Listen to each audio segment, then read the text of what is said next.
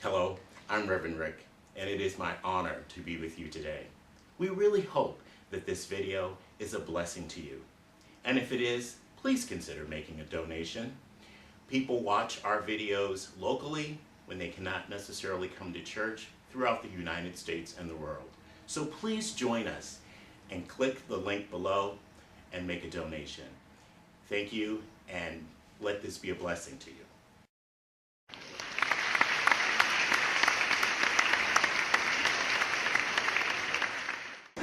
We're in for a treat. Reverend Patrick Harbula has been a spiritual leader, counselor, and coach for over 30 years and reaches hundreds of thousands with his writing and personal and media appearances.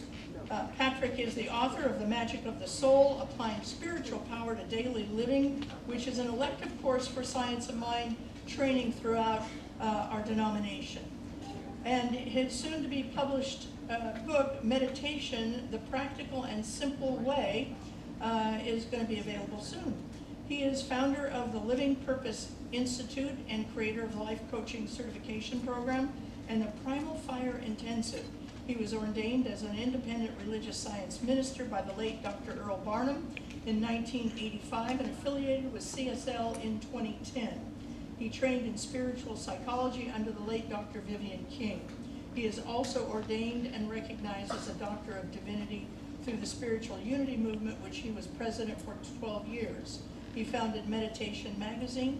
He is formerly a director for Sage Publication, a renowned social science publisher.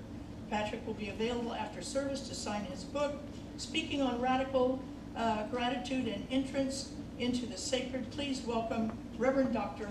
Patrick.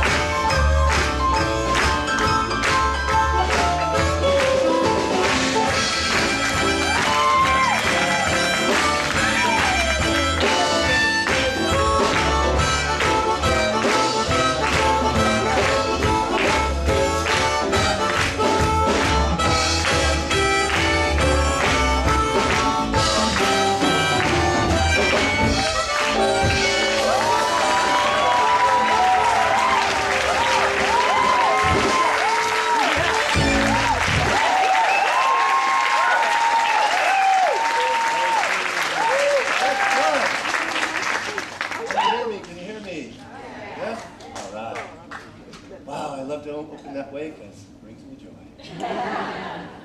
All right. Wow, I'm so happy to be here. Man, I love this place. You guys know how to do Sunday morning. All right, so how many here, by a show of hands, have something, anything at all, you feel grateful for today? Anyone? Unanimous, I think. All right. Well, I'm not convinced. I want to hear. Call it out one at a time if possible. What are you grateful for? Right. Yeah, I had a feeling you guys wouldn't be too good at this one at a time thing. All right, all of it, everything. All right, so it occurred to me that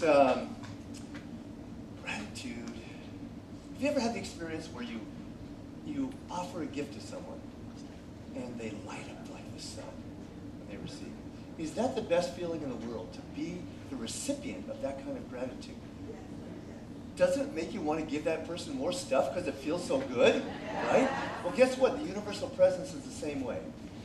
That the more we say yes to our good, the more the universe wants to pour more good on us. Yes? Yes. right, I want to hear that. So if you're willing and able, stand up with me. And we're going to scream yes and raise our fists in the air 3 times on the count of 3. 1, 2, 3. Yes! Yes! Yes! Does that feel good? Yes! I thought so. All right. You can have a seat or remain standing or dance in the aisles, whatever. So that's regular gratitude that we're talking here. I'm going to get into talking about the title of my talk, Radical Gratitude, an Entrance into the Sacred. How many here, by a show of hands, have anything within the last year or so has been either challenging, difficult, or painful? Anyone? Have a feeling. So, I'll share my story of how The Magic of the Soul became the book that it became. Originally, I set out to write a book called The Magic of the Soul, How to Manifest What You Want in Your Life. I felt I was pretty darn good at manifestation. Manifested a wonderful corporate job for Sage Publications, 6-figure income, had a wonderful marriage of 13 years, was in great physical health. I was an athlete, a tennis pro in my 20s. I was 40 years old when I was writing the book. And a funny thing happened on the way to the magic of the soul. Everything fell apart. I became chronically ill. Couldn't get out of bed for weeks at a time sometimes. The corporate job went away. The marriage of 13 years ended, all within about a period of 6 months. Everything I was identified with on a personal level felt like it was stripped away. And so I went the traditional, trying to figure out what was wrong with me physically. I went the traditional route, went to Mayo Clinic. They did all kinds of tests, found nothing. There was no diagnosis for over 3 years. All the while, I'm doing everything I knew to do spiritually. I was doing spiritual mind treatment. I was meditating. I've been a meditator since I was 18 years old, been in this teaching since I was 23. I was going into alpha and theta brainwaves 3 times a day. I was doing hyperbaric oxygen treatments, on and on and on, throwing lightning bolts at it, energy healing. Nothing was changing the condition. And all the while, I was resisting the experience, resisting the symptoms. Because I couldn't understand how this could happen to me. Meditating since I was 18, I was 40 years old, been in this teaching for so long. How could this happen to me? And finally, and by the way, my father died at 42 of cancer that hadn't been diagnosed for several years when I was 7 years old. So it seemed to me like the proverbial writing was on the wall that maybe I was coming to the end of this journey. And so I decided at some point, it wasn't a decision, I just simply gave up. But not in an apathetic way, in a surrendering way. And guess what happened? Started to feel better. But it was not a direct line to healing. It was cyclical. What would happen is I would surrender, start to feel better, feel peace inside. My symptoms would reduce. And I'd go out and do something I used to be able to do, like take a walk, put me back in bed, and I would resist again. Because it felt so good to have a little bit of that energy back, right? And then I remember, after I was resisting, and then the symptoms would become more intense in that resistance.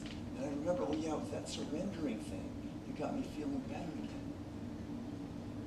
So I'd remember to surrender. And so this happened over and over. My soul had set up for me, had choreographed perfectly the opportunity to learn how to be in a consistent state of surrender. So I asked, what would your life be like in a consistent state of surrender?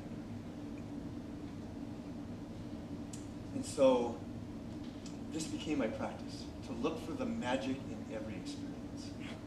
You know, as conscious beings, we look back at the challenging times in our life, and in retrospect, we can see, oh, that's when I grew the most, right? I can see the blessing in it now. But what do we do at the beginning of challenge, right? We usually resist, right? And then eventually, we come to acceptance. Eventually, we start getting into solution mode. So what would it be like, though? This is the invitation. So rather than in Magic of the Soul, I write, why do I wait to the very crescendo of struggle to surrender? Why not struggle at the very first sign? Surrender at the very first sign of struggle, right? So look for the blessing in the moment. And you know, sometimes we may not get a blinding flash of light about what the blessing is, but we can always trust that there is one. what's more important than getting the answer is asking the question, because I changed my relationship between myself and this challenge. I'm no longer a victim of it. Now I am using it to access a greater understanding of who I am. That's what happened for me, is I decided if I am to die from this, I will use the experience of dying to understand who I am as, at the deepest level, as a spiritual being. That's what we can do with any challenge, right?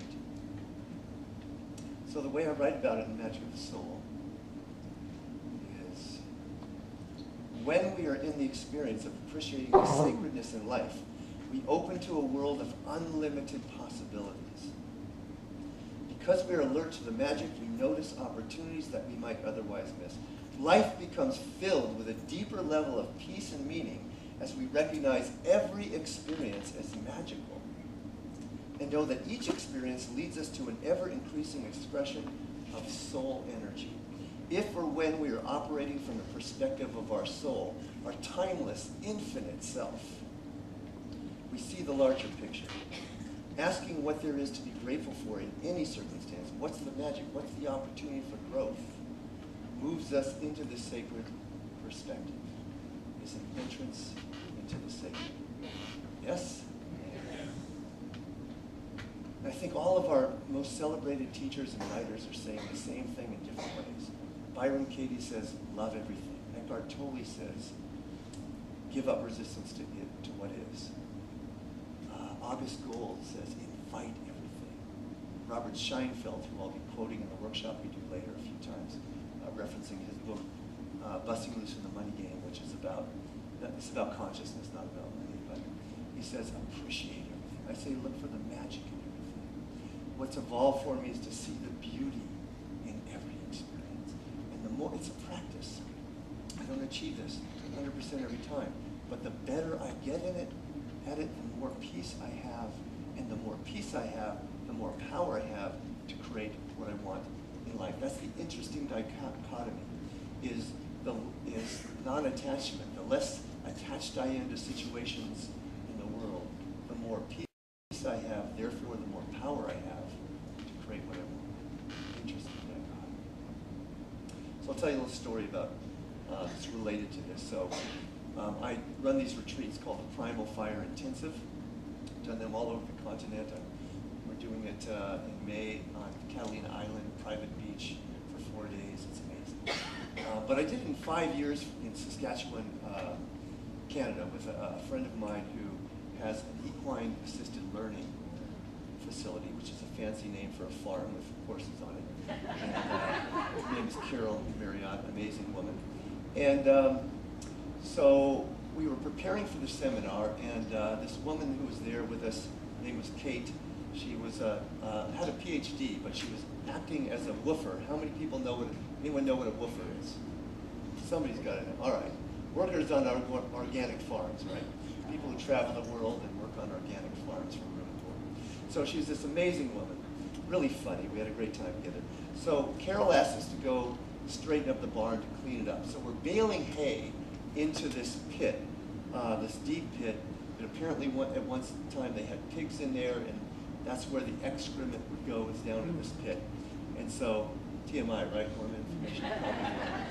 But anyway, we're baling hay in there. We had to like compress it down, right? So in this one spot, there's a lot of hay there, and I'm putting all my weight on it, compressing it down. And Carol said, be careful, you don't want to fall in there. I said, hey, I got this, I'm an athlete. So then I go over to this other spot where it wasn't as compressed, and I stepped there, and I didn't fall in, but I fell down from like 6 feet to 3 feet in a nanosecond, and then just fell backwards on my back.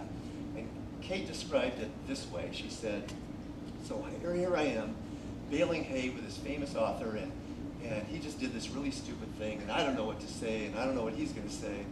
And to preface what happened next, I'll mention the movies, the Pink Panther with the bungling Inspector Clouseau, Peter Sellers. And so what happened is I stood up, dusted myself off, turned around and said, every move I make is perfectly planned.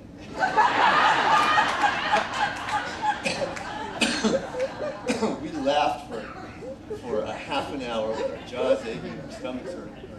And that became the mantra for the entire weekend. Anytime anyone did anything stupid, every move I make is perfectly planned. And this is a spiritual practice. Anytime we can laugh at ourselves, right? But the other thing is, I had told this story somewhere up here in Northern California years ago. Someone, after they had a potluck and she'd spilled soup all over her new dress, and I was signing books, and she came up and told me the story and said, and I was starting to get really angry, and my face was heating up, and she said, and then I remembered, every move I make is perfectly planned, and she started laughing, right? Changed everything. So, so Robert Scheinfeld in Busting Loose from the Money Game says something interesting. He says, we're creating our reality, not from the presence of our personal self, but from the presence of our expanded self, which means that everything is for us. Everything we experience in life. So if I don't like what I'm experiencing, it simply means I'm looking at it through the eyes of the limited perspective of my personality. And anytime I can rise above that, step back and see the larger picture, I can see, or at least trust, that this is for me, whatever it is. And that is the only way that I've found to peace, is to give up to resistance to what is and embrace. Right? And so what this means, if we're creating our reality from the presence of our expanded self, our soul self, then every move you make is perfectly planned. You cannot possibly make a mistake. You've never made a mistake. It's always been for you, whatever, because everything leads, as it's said in your core beliefs, which is so beautiful, and I've said this many times, but it's so put so succinctly and perfectly, that everything is an expression of love or a call to love. No exceptions. Yes? All right. So I'll tell you briefly about the workshop we're doing later on. It's called The Joy Factor, A Life of Infinite Freedom. And we're going to do some practices that are really fun, really engaging, very interactive. And one of them might sound impractical, but I'm going to show you how it's the most practical thing that we can do in our lives. And that is wake up in the morning, ask what will bring me the most joy, and then go do that. Seriously, it's the most practical thing we can do. And also I'm going to share a technique that helps us to keep our energy high in the positive, even in the most challenging of circumstances. So my joy would be if everyone here could attend this seminar, because I know how we're going to be walking on air at the end of it, because I see that happen over and over. That's probably not possible, so if you don't have plans, please join us. If you do have plans, change them. If you absolutely can't change them, then sign up on my mailing list. The next time I'm in the area, let you know. So, you know, the theme of the book became something different, right? It became, yes, it's magical to manifest what we want. What's even more magical is to appreciate what we have. Not only the challenges in life, or not only the things that obviously bring us joy, but especially the challenges, especially the things that challenge us the most. So here's the practice that I offer to you. So next time, this week, for the entire week, anytime you feel any discomfort of any kind, ask, what's the magic in this situation? What's the opportunity of growth? What is the sacredness that's wanting to unfold? You know, sometimes in science of mind, this is an old belief, but sometimes it's practiced in subtle ways, that if something happens that we don't like, is what was the consciousness that created this, right? And that always makes you feel better. Or when someone else says, what was the consciousness that created that problem, makes you feel better instantly. The better question asked is, what is the greater freedom, joy, or love that wants to emerge from this situation? Yes? Isn't that lighter? So, quick joke and then we'll be done. So, Bob and Ed, two brothers. Bob's a cat lover, absolutely adores his cat, Perky. And he's going off on vacation. He's thinking, where am I going to leave my cat? But his brother, I could leave it with Ed, but Ed hates cats. But you know, Ed's been doing a great job with taking care of our mother for several years, so I guess if I can trust my mother with Ed, I